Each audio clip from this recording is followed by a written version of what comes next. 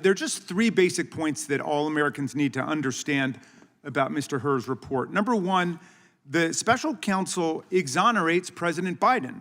The very first line of the report says it all, quote, "We conclude that no criminal charges are warranted in this matter."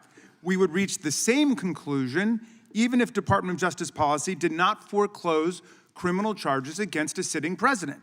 Second, the report establishes that President Biden offered complete and unhesitating cooperation with the special counsel's investigation. The Justice Department and the National Archives were proactively notified of the classified documents, and they were turned over. The president allowed the FBI to search his homes, and he sat for a voluntary interview for more than 5 hours on October 8th and October 9th, even as he was busy responding to Hamas's vicious terrorist attack in Israel. The report thus demonstrates President Biden's complete devotion to the rule of law and his respect for a fair and independent Department of Justice. President Biden did not assert executive privilege or claim absolute immunity for presidential crimes. He did not hide boxes of documents under his bed or in a bathtub. He did not fight investigators, nor did he seek to redact a single word of Mr. Hur's report.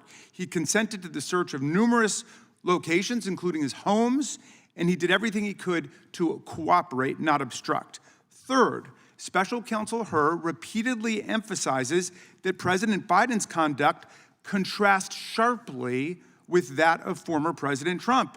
Hur observes that unlike President Biden, quote, "The allegations set forth in the indictment of Mr. Trump, if proven, would clearly establish not only Mr. Trump's willfulness, but also serious aggravating factors."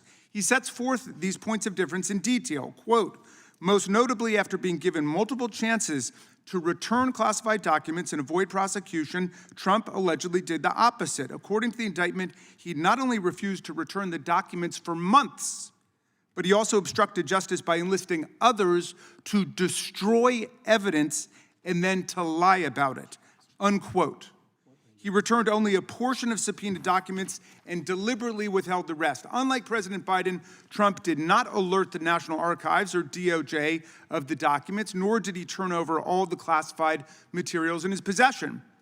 He did not agree to sit down for a voluntary interview with the special counsel. He never consented to a search of his home. On the contrary, Trump suggested that his attorney hide or destroy evidence requested by the FBI and the grand jury. Trump carefully instructed his aide to move boxes of classified documents to hide them from the FBI.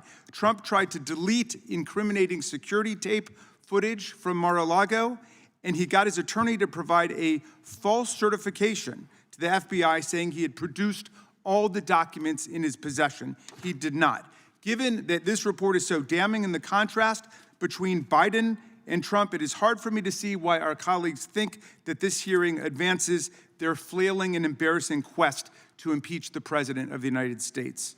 What America sees today is evidence of one president who believes in the rule of law and works to protect it, and one who has nothing but contempt for the rule of law and acts solely in pursuit of his own constantly multiplying corrupt schemes. I yield back.